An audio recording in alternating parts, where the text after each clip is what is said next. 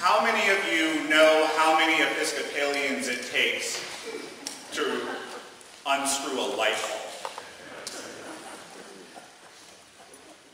We can't unscrew that light bulb. My grandfather put that one in. Today we have a gospel lesson that talks about the Pharisees. And we often think very negatively about the Pharisees because the Gospels do perhaps too good of a job of setting them up as the adversary of Jesus.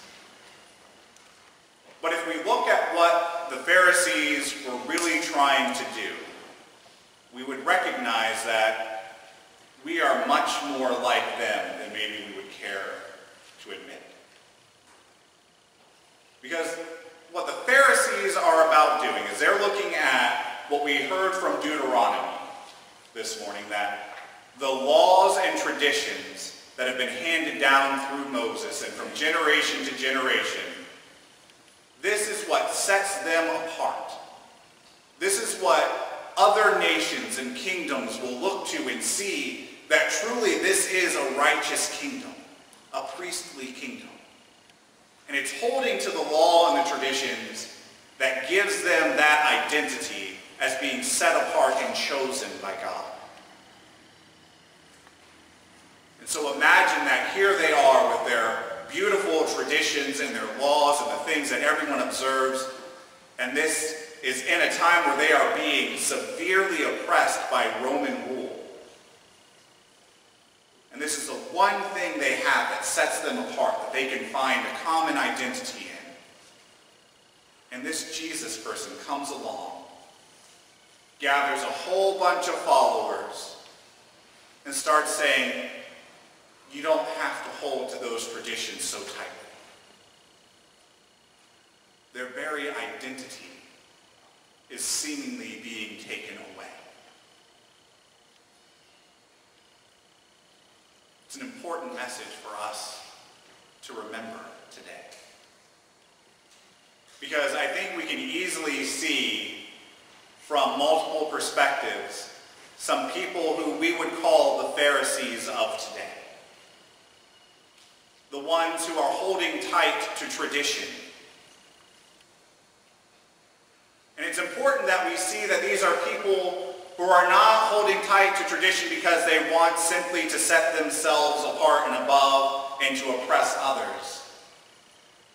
But they're holding tight to tradition because tradition is what has held them together and their family together and their ancestors together for generations and generations and generations. And that's simply the only way they see to continue to honor God. But what we know is that traditions are there merely as a way to help us honor God. And the moment we start worshiping tradition over God, we have missed the point.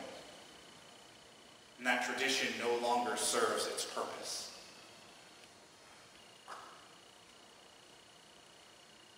All too often, we as the Episcopal Church, as I expressed through my glib joke at the beginning of this sermon, we hold tightly to our tradition. Things have to be done in a very specific way. And if it's not done that way, then oh, no. You have messed up the liturgy and Jesus can't show up, is how sometimes we feel. Oh, I can't believe that person is sitting in my pew. I can't possibly worship God 2 feet over from where I normally sit.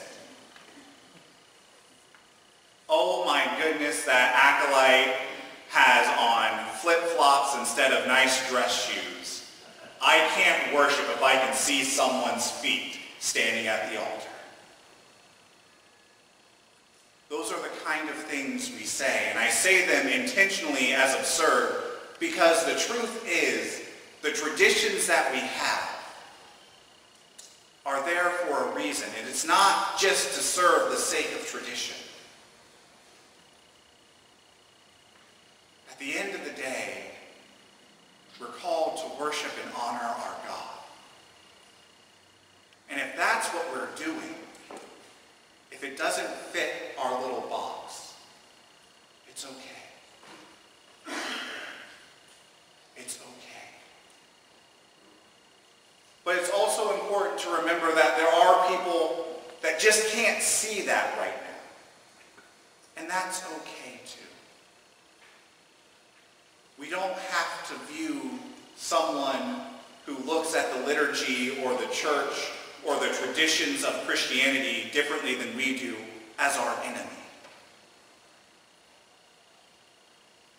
They are fellow brothers and sisters, fellow children of a loving Creator who loves them and us equally. We just happen to look at how we worship God in a different way.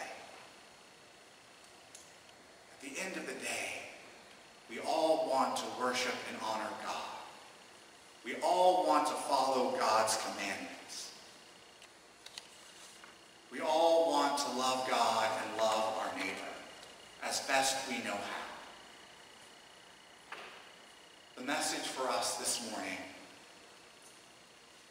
is that there are some of us who just can't see how to do it any other way than what we're already doing.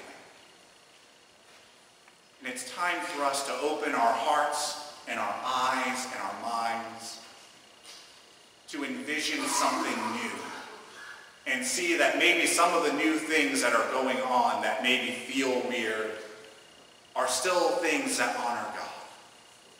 And that's okay.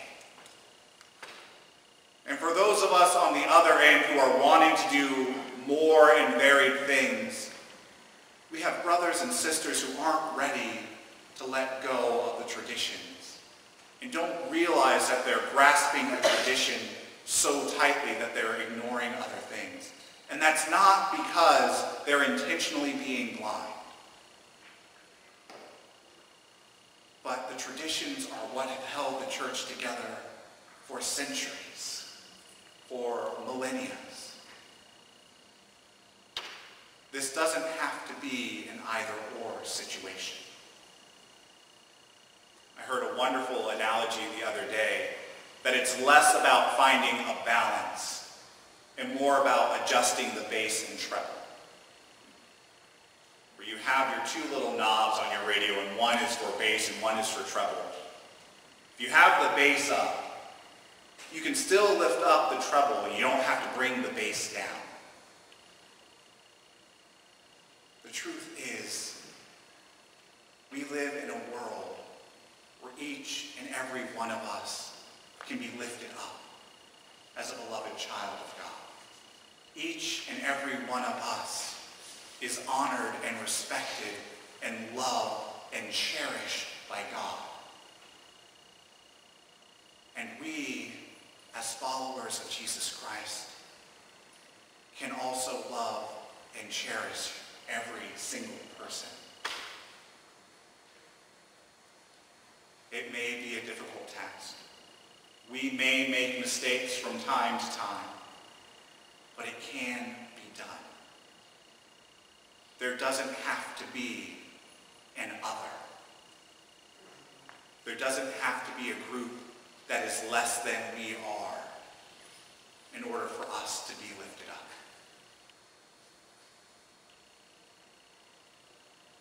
My prayer today is that we take the message from the readings to heart. That we understand that we can't hold tradition above the commandments of God. But also realize that traditions do serve a purpose. And to look to the purpose that they serve and try to honor those purposes as best we can. And to use the words in the epistle this morning, to find ourselves unstained by the world. But instead, go out into the world and leave the mark of Christ everywhere we go. Amen. I disagree with you, but I still like you as a person who is a human being, and I'll treat you like that. Because if I didn't, it would make everything bad, and that's what lots of people do, and it's lame. Whew, I need a water break, y'all. It's okay to disagree, but it's not okay to be mean.